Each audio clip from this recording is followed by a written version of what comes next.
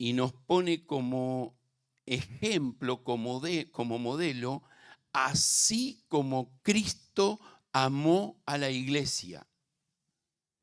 Y ese amar a mi familia tiene que ser en la misma medida en que Cristo amó a su iglesia. ¿Cuánto la amó? Y dio todo. Ahora, si Cristo amó a la iglesia y se entregó a sí mismo por ella, ¿qué hay de mí? Bueno, el tercer concepto es ama a la iglesia. Amas a Dios, amas a tu familia, ama a la iglesia. Y anota ahí 1 Juan, capítulo 4, versículos 7 al 10, donde el Señor nos desafía en lo que es el verdadero amor. Ahora, la iglesia es el cuerpo de Cristo. Y acá te quiero decir algo. No es no es tu propiedad. La iglesia no es ni tuya ni mía. Es el cuerpo de Cristo, es de Cristo. Y debo amarla como que temporalmente la tengo, temporalmente estoy ahí. Pero no es mía, no soy el propietario. Y en cuarto lugar, amar al mundo. Déjame terminar la frase. Amar al mundo perdido. Porque la Escritura es bien clara, no améis al mundo ni lo que está en el mundo. Pero amar al mundo perdido. Y tenemos quizás un hermoso modelo en Juan 3:16. De tal manera amó Dios al mundo que dio. Y si yo soy desafiado a imitar a Cristo, como Pablo lo dijo varias veces, imíteme a mí como yo imito a Cristo. Si yo soy desafiado a imitar a Cristo, tengo que tener en mente que tengo que amar al mundo perdido. No puede pasarme por alto la información de la condición en que está el mundo. El domingo compartí en la iglesia algunas frases de situaciones en el mundo. Un periodista cristiano se quejaba o reclamaba de que hay noticias que casi todos los canales del mundo levantan y otras no. Mueren más cristianos en el mundo todos los días por ser cristianos que la cantidad de gente que está muriendo en Ucrania. Ahora de Ucrania todo el mundo habla, de los cristianos que mueren en el mundo no habla nadie. Cuando vos tenés durante el año 16 cristianos muertos todos los días, 4 iglesias quemadas todos los días, y esto es una información que la podés buscar en una organización llamada Open Door o Puertas Abiertas, que es una organización cristiana y te da detalles de todo lo que va pasando en distintos lugares del mundo. Y sí es cierto, la información que dan meten a todo lo que se llama cristiano, católico, ortodoxo, pentecostal, lo meten todo. El punto es por cuestiones religiosas. Ahora, amamos al mundo cuando oramos por nuestros hermanos perseguidos. En Ucrania hay hermanos que están siendo perseguidos. Lo tenemos a Miguel en Medio Oriente, que quizás lo conocés, nosotros lo llamamos Miguel, aunque el nombre real es Mahmoud.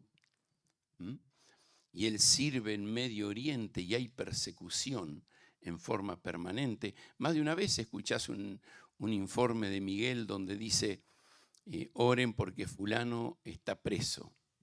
Fulano lo largaron, gracias al Señor, pero quedó traumado psicológicamente, ahora hay que ayudarlo. Oramos por los que sirven en lugares donde es difícil. ¿Pero por qué sirven ahí? Porque aman a un mundo perdido. Y alguien tiene que ir. ¿Y dónde empieza el mundo perdido? Acá afuera en la calle, ¿eh? Afuera de tu casa, tus vecinos, tus amigos. Entonces, cuando hablamos de amor, dentro del pueblo de Dios, de los que servimos a Dios, tenemos que tener estas cosas en mente. Ahora, el apóstol Pablo, escribiéndole a Timoteo, vamos a abrir en las cartas de Pablo a Timoteo.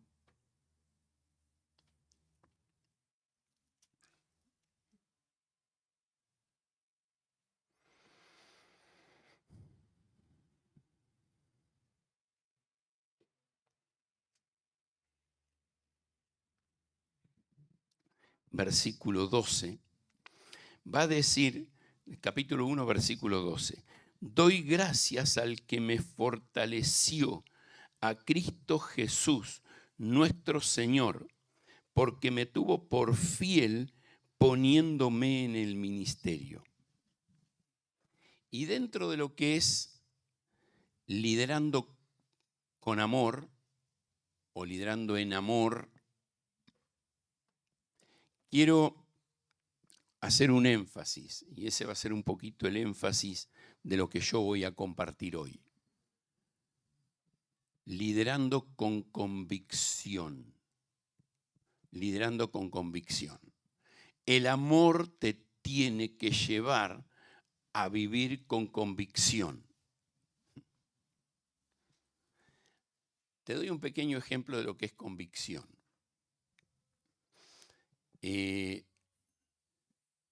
Alguna vez en nuestro matrimonio pasamos momentos difíciles en lo económico. Y Gloria intentó hacer algún reclamo, o pedir, o preguntar. Y siempre fui, en mi conversación, al día que le hablé, qué le prometí y qué le ofrecí. Después trabajábamos para solucionar el problema si hacía falta. Pero la convicción que habíamos tenido en el inicio de nuestro ministerio nos permitió caminar estos 40 años surfeando un montón de tormentas difíciles. Más de una vez se nos vino a la mente el dedicarnos a otra cosa.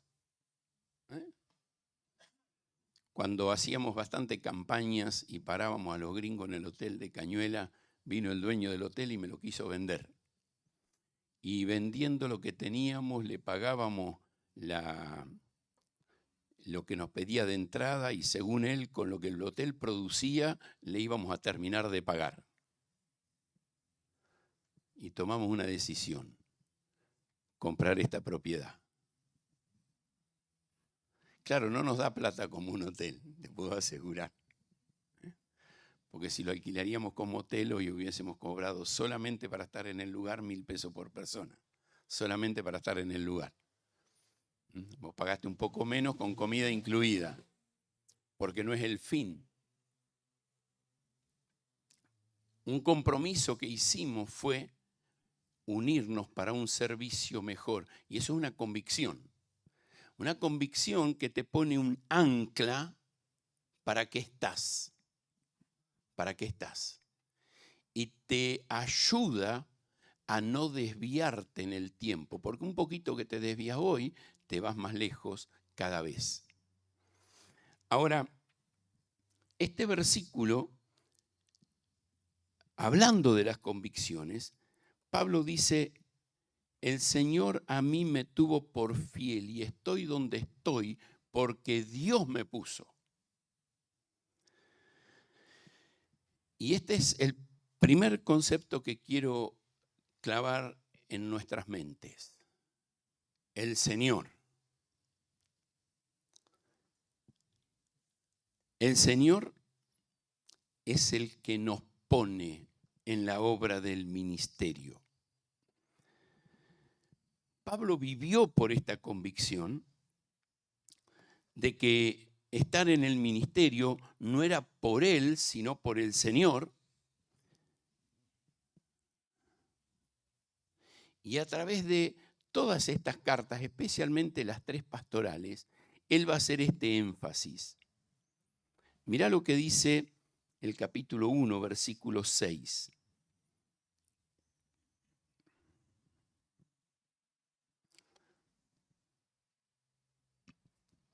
De las cuales cosas, desviándose algunos, se apartaron a vana palabrería,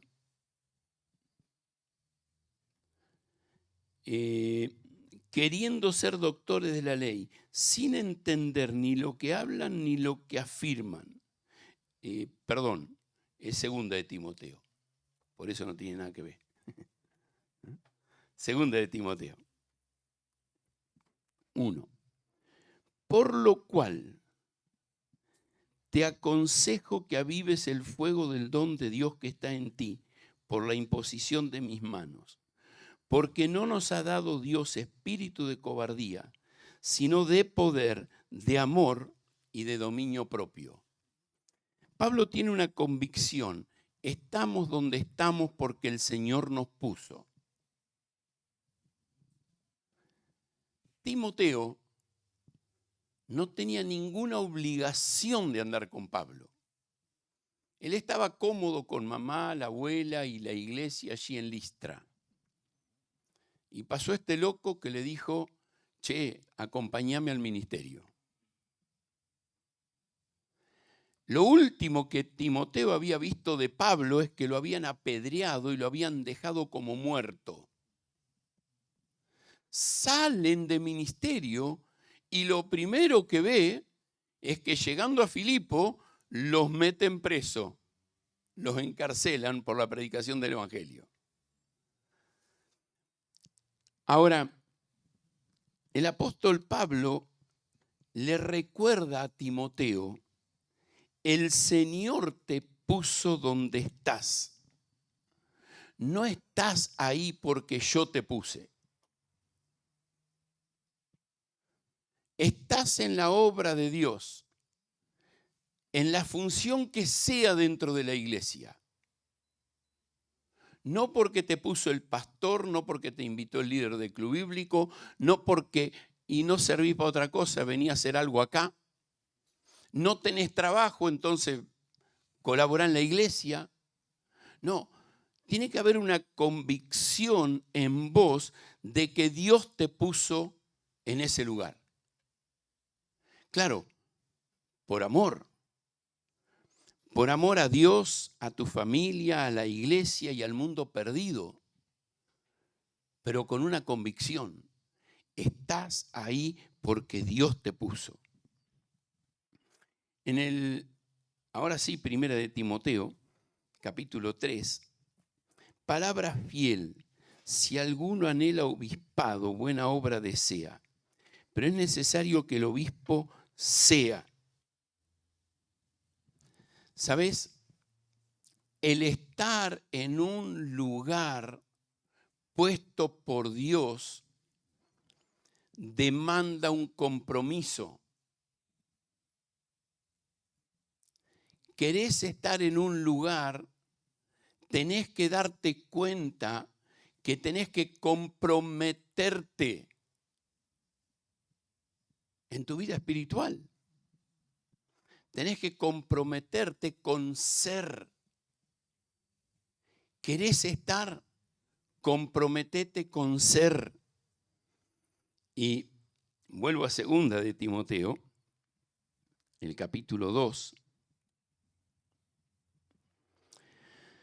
versículo 14. Recuérdales esto, exhortándoles delante del Señor, a que no contiendan sobre palabras, lo cual para nada aprovecha, sino que es para perdición de los oyentes.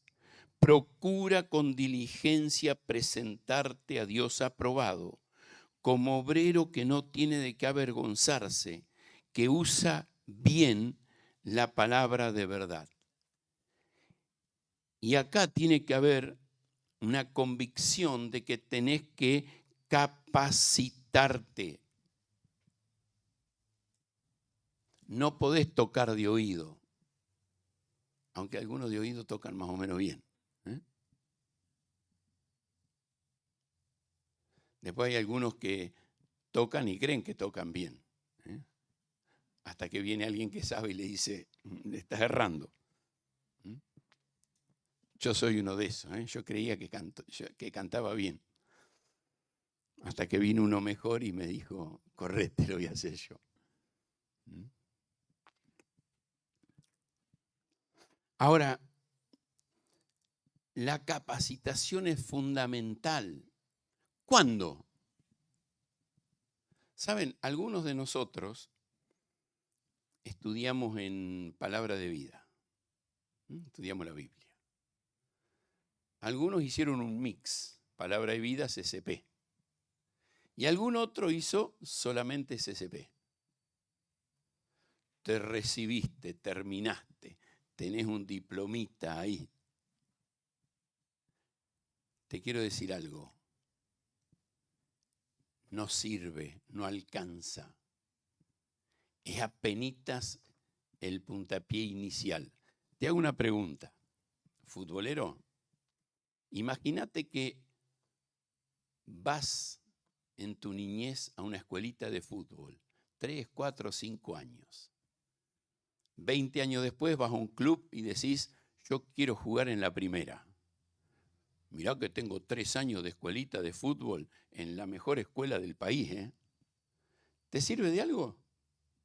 No, ni de aguatero te toman. Pasó el tiempo, no te mantuviste, no seguiste entrenando, ejercitándote, estudiando más.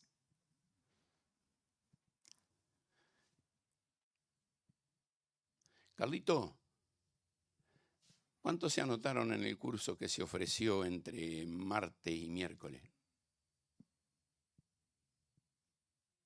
5 se anotaron. 5 se anotaron en un curso. Es un curso que demanda exigencia. Se lo ofrecimos a unos 30 personas. Y andamos como en un 15%. Quizás ya tenés demasiados cursos. Como a alguien para motivarlo le mandé de que yo ya estaba inscripto, pensó que lo que le estaba mandando era el recibo de que para él era gratis porque yo ya se lo había pagado. No. Lo único que hice fue tratar de motivar y decir, nos anotamos. Y hicimos una pequeña trampita ahí, ¿no es cierto? Y se anotó uno de la familia y vamos a tratar de estudiar los 3. Aprovechando el material. Ahora, ¿qué quiero decir con esto? Desafiémonos. Leer un libro más. Cuando dice, procura con diligencia presentarte a Dios aprobado, es constantemente renovate. Estuve vez pasada en una actividad hospedado con un médico y tenía como 7, 8 títulos o más ahí en su escritorio. Y digo, che, ¿todos esos cursos hiciste? No, el único que yo hice, después que me gradué como joven, un día que me emborraché, lo quemé. Dice, todos esos son de mi papá.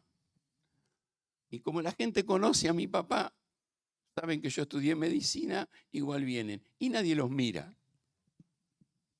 Ahora él tiene un solo título, que no puede acreditar que lo tiene, lo quemó y es médico.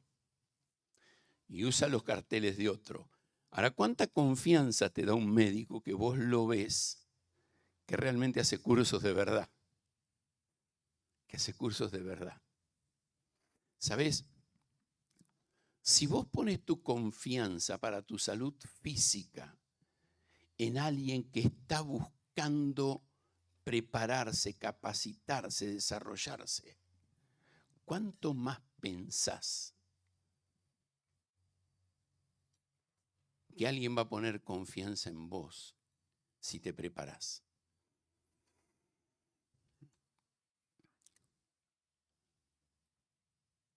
La preparación hoy en día se le da mucho valor al título y en nuestro país cada vez más, el título de tal escuela. Quiero decirte algo, no estoy hablando de eso. No estoy hablando si tenés el título de tal universidad cristiana o tal escuela, sino si te preparaste en la materia para ser mejor obrero. Ahora,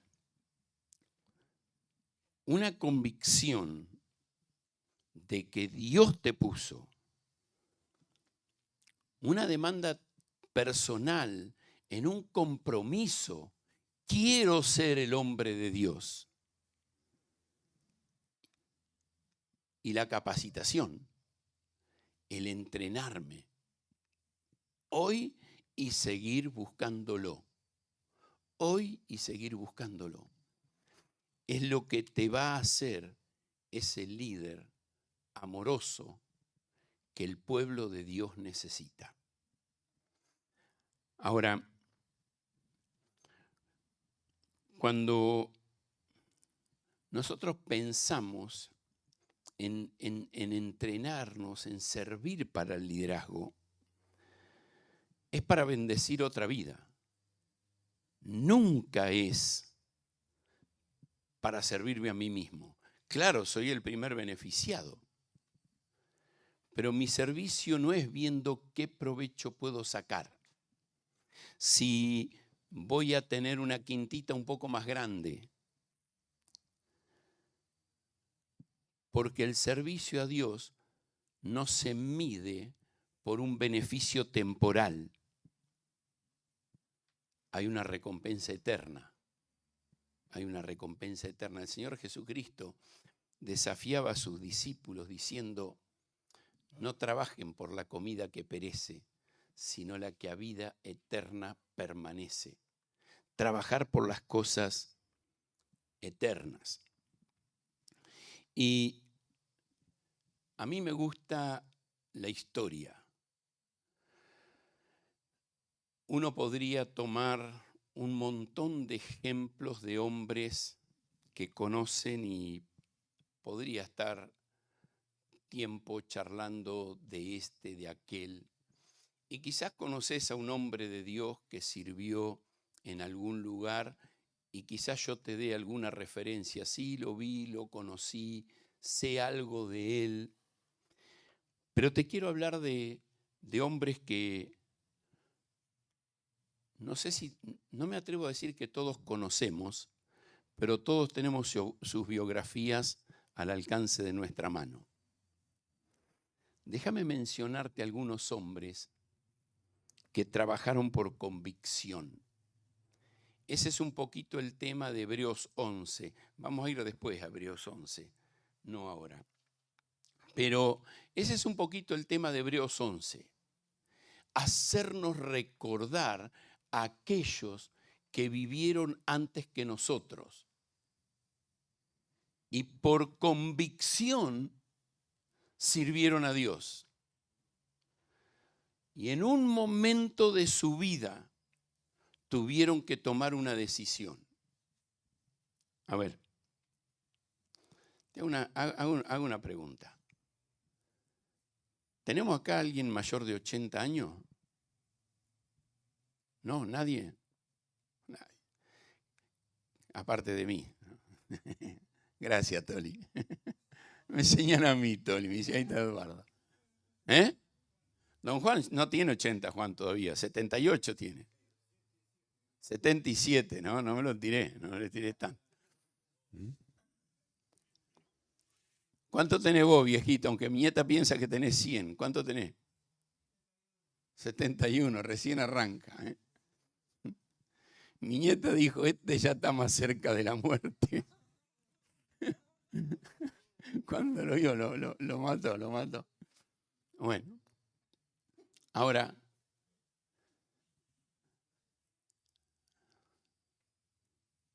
80 era la edad que tenía Moisés cuando empezó a hacer algo para Dios.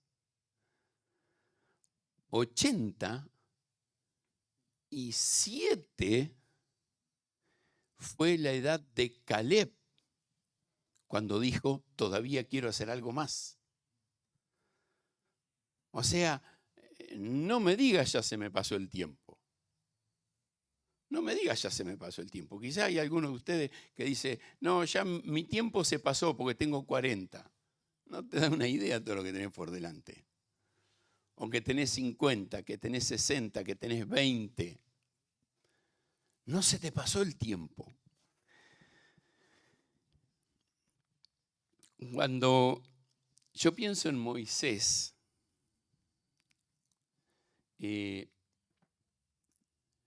pienso en un hombre que a los 80 años Dios lo llama para hacer una obra. Y a mí me sorprende 3 cosas claras que uno puede marcar muchísimas más, pero que fueron difíciles de enfrentar. En primer lugar, la dureza de Faraón. Era el gran rey y él era nadie. En segundo lugar, la queja del pueblo. Si prestás atención, desde el primer día el pueblo se quejó. Desde la primer negativa de Faraón que dijo, tienen tiempo de pensar en libertad, más trabajo le voy a dar. Y el pueblo empezó a quejarse. Y se quejó hasta que Moisés murió. Y después, todo el camino por el desierto. Queja, queja, queja. Perdón, pastores. Nada nuevo, ¿no?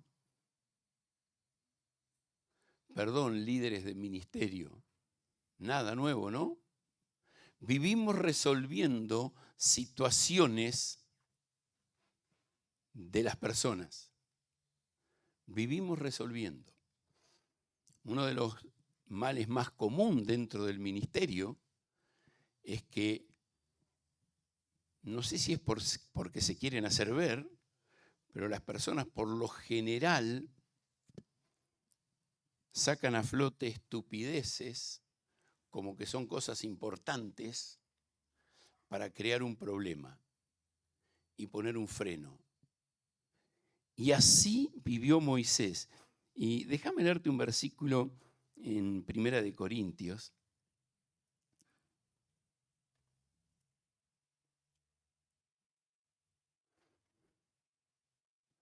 Capítulo 10.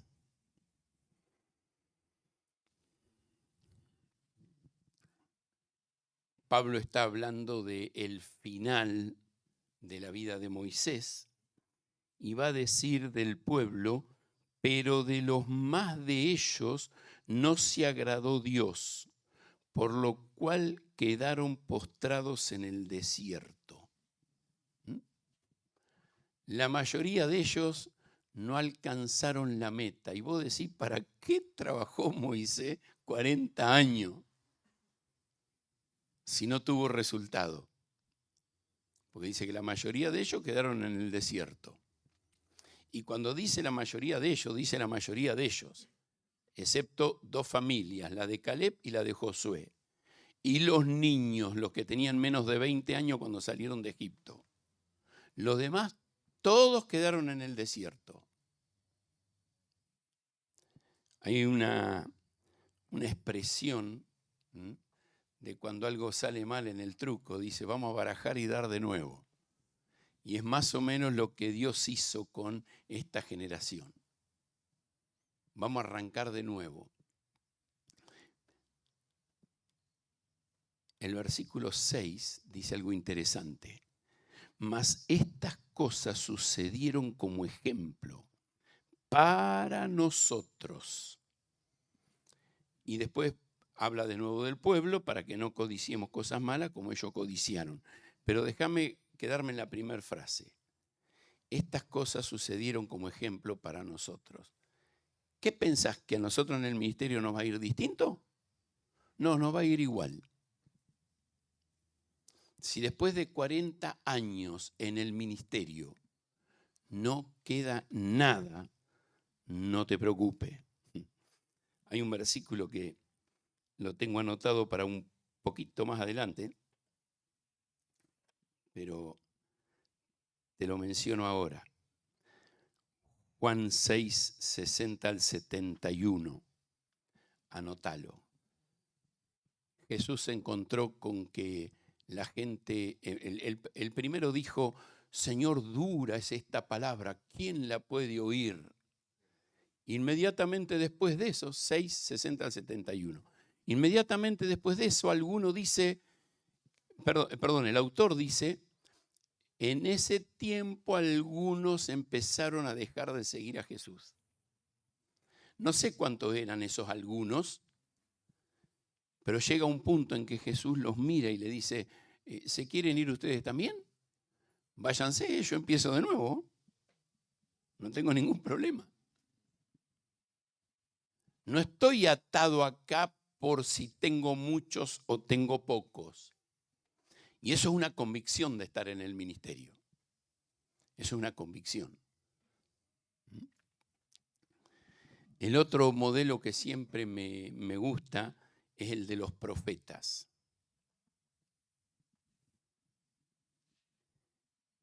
El profeta más rebelde de todo, ¿quién fue?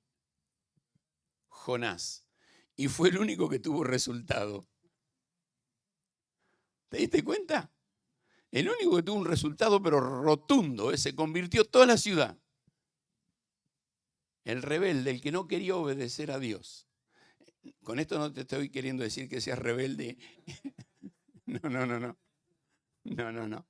No me hagas esa, no me hagas esa. Todos los demás profetas sufrieron oposición.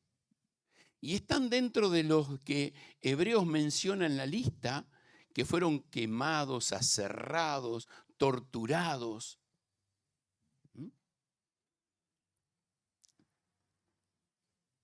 Te menciono uno de ellos, Elías. Enfrenta al peor de los reyes con la peor de las peores de las reinas. Creo que si en aquel tiempo hubiese tenido el mundo un movimiento de liberación femenina, ella hubiese sido la líder. Lo peor de lo peor. Y fue perseguido, maltratado. Se lo buscó para matarlo siempre. Siempre anduvo escondido. Fiel. Y cuando Dios le dijo, andá, fue. No dijo, che, me van a cortar la cabeza. Andá. Fue de vuelta.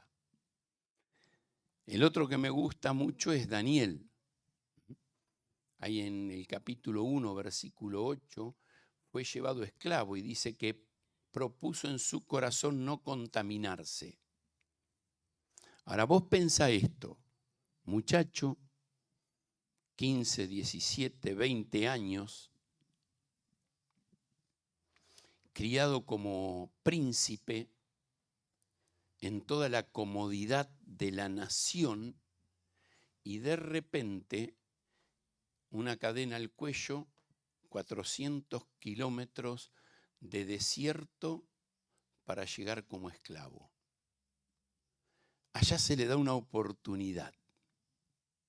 La oportunidad de estudiar en la mejor universidad de su época. La mejor universidad de su época. Y él dijo, si no es en mis condiciones, no estudio. ¿Y cuáles son tus condiciones? Que no me hagan parte de la idolatría del sistema. Eso es lo que pidió. No contaminarse con la comida del rey que era ofrecida a los ídolos. Entonces, no quiero ser contaminado con la idolatría del sistema. Marco la diferencia de una entrada. Si es en esas condiciones, estudio, si no, no. Mira que si no es la universidad, vas a Cavapozo. No importa. Le dieron la oportunidad. Y fue el hombre de Dios para la época. Con sus amigos, manifestando fe y confianza en Dios, enfrentaron el horno de fuego, el foso de los leones, la guillotina de todos los estudiosos, ellos eran parte de los universitarios, de todos los estudiosos por no revelar el sueño del rey. Y Dios le levantó en alto y le usó. Convicción, más allá de ser un esclavo. Hay dos hombres, hay 4 hombres que trabajaron juntos en la época, con diferencia de año, pero bastante conectados. Josué y Zorobabel, sumo sacerdote y gobernador. Esdras, escriba, y Nehemías, el hombre que reconstruyó la ciudad de Jerusalén. Trabajaron no juntos, Josué y Zorobabel por un lado, Esdras y Nehemías en otra época no muy lejos. Dios levantó a algunos profetas. En la época de Josué y Zorobabel a un tal Ageo, y encontrás entre Ageo y Zacarías la historia de estos dos hombres, y la de Esdras y Nehemías la encontrás en los libros con los nombres de ellos. Y un poquito mezclada vas a encontrar hablar de Esdras en Nehemías. Ahora, estos hombres marcaron una diferencia. Josué y Zorobabel, convicción en la obra de Dios, aunque las circunstancias iban en contra. Todo parecía que no era época de reconstruir el templo. Y hay en Ageo capítulo 2, versículo 1 al 9, y en Zacarías capítulo 1 y Zacarías capítulo 4, vemos el ánimo que Dios da por medio de los profetas y dice, aunque esto parezca poco, muchas veces estamos sirviendo al Señor y nos parece que la obra que estamos haciendo es nada, es chiquitita, no sirve. ¿Cuándo va a impactar? Y la promesa a través de Zacarías es, en este templo, que aunque parece nada, se va a manifestar el deseado de las naciones, el Mesías, el Rey. Él va a venir.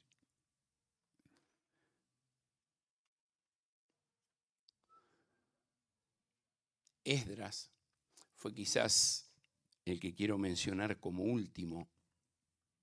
Bueno, Nehemías fue el que con convicción trajo a la nación de Israel de vuelta y la estableció en el lugar. Pero quiero gastar unos minutitos hablando de Esdras, porque Esdras nos da una clave que quizás en la demás la podemos deducir, pero no la tenemos con tanta claridad. Esdras capítulo 7. Dice el versículo 6, este Esdras subió de Babilonia, era escriba diligente en la ley de Moisés que Jehová Dios había dado. Y creo que esta es la primer clave de una vida de convicción en este hombre. Y es una convicción del valor de la palabra de Dios. Y te voy a agregar un segundo concepto. No solo una convicción en el valor de la palabra, sino una convicción en la responsabilidad de estudiar la palabra. De estudiar la palabra.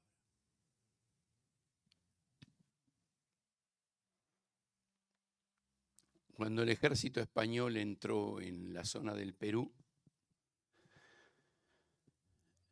seguro que Omar o don Juan me van a corregir después. Pero en términos generales me lo enseñaron en la escuela. Cuando los españoles entraron en el Perú y conquistaron a los incas, trajeron al cura y el cura le dijo al inca, esta es la palabra de Dios. ¿Qué hizo el inca? O sea, olfateó, mordió, la puso en la oreja, no le dijo nada, la tiró al piso. ¿Y qué dijeron? Los santos evangelios por el piso, hay que matarlo. ¿Sabes? Este libro cerrado y por sí solo, archivado en el estante, no te sirve de nada. Aunque tengas ahí en el estante la Ryrie, la Scofield, hoy la de moda, después fue MacArthur, ahora es la Reformada. Hay 14.000 Biblias. Por más que las tengas todas, no sirve, no alcanza. Esdras fue varón diligente en conocer. Tiene que haber una convicción en nuestra vida del valor que la palabra de Dios tiene. Y una convicción en mi vida de que tengo que estudiarla. Tengo que bajarla a mi mente para después, fíjate lo que dice el versículo 10. Este Esdras había preparado su corazón, la bajó al corazón para inquirir la ley de Jehová y para cumplirla. Mirá qué hermoso este proceso. Le dio el valor que la palabra tiene, le dedicó tiempo al estudio, la bajó a su corazón y después dice que la puso por obra, la vivió y por último la enseñó al pueblo. La enseñó al pueblo. Te quiero animar y desafiar a que no te quedes en ningún paso de este proceso. Ni te quedes ni te saltes. Conocela, dándole el valor que tiene. Bájala a tu corazón, vivila y enseñala. Porque esto es lo que realmente va a ser una transformación en el ministerio. Ahora, si lees el libro de Nehemías, en el capítulo 8 vas a ver a Esdras enseñando la palabra al pueblo, también en el capítulo 9. Y así todo el sumo sacerdote se le ocurre dar su hija en matrimonio con el hijo de los enemigos que los quieren destruir. Y Nehemías dice, los agarré de los pelos. O sea, vos tenés que hacer con convicción lo que tenés que hacer, enseñar la palabra y pasarla. Después cada uno va a tomar sus propias decisiones.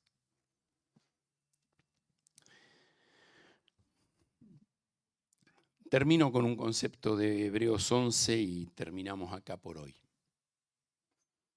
En Hebreos 11, los últimos versículos,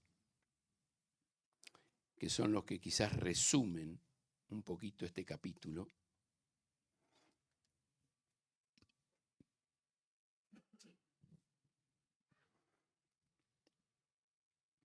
versículo 32.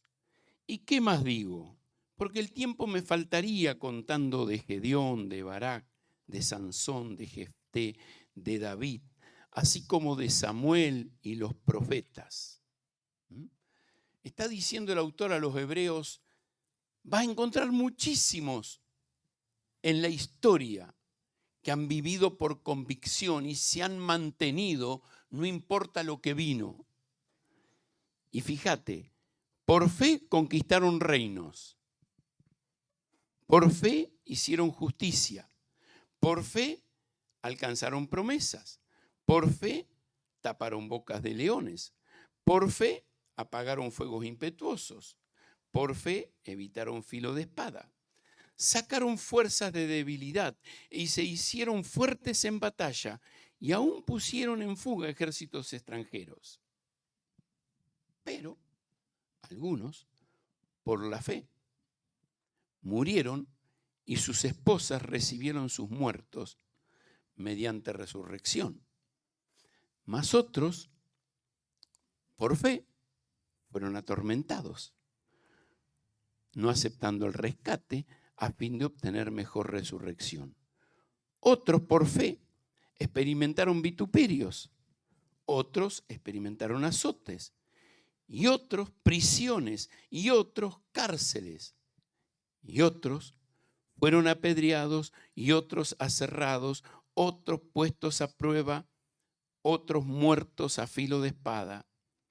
Otros anduvieron de acá para allá, cubiertos de pieles por los desiertos, angustiados y maltratados.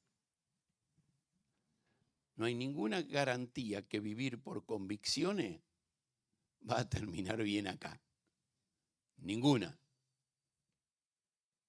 La demanda de Dios no es como una condicionante para un resultado acá. La demanda de Dios es para tu beneficio personal y para el beneficio de tu familia y para el beneficio de la iglesia y para el beneficio de la comunidad, haciendo vos la obra que Dios te llamó a hacer. El resto, esperamos en Él por la fe. Solo para terminar, déjame leerte algo más que puse, quedaría casi para otro mensaje, pero lo voy a leer nada más. Me hice una pregunta. ¿Qué es lo que mantuvo a estos hombres fieles en la brecha? ¿El poder de la oración, tanto individual como corporativa? Y eso lo dice Efesios capítulo 6, 18, si querés anotar, y Colosenses 4, 1 al 6. Confianza en la palabra de Dios, segunda de Timoteo 3, 14 al 17. Una decisión de vivir separado del mundo. Primera de Timoteo 1, 5.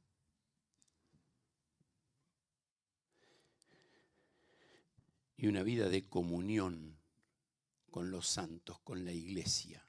No ser una brasita aislada, separada, sino que estás prendido ahí en medio del fuego. La iglesia, la familia, amigos espirituales. Esa comunión es lo que te va a sostener. Estos hombres se mantuvieron en la brecha. ¿Y yo? ¿Y vos? ¿Vas a estar ahí? Oramos.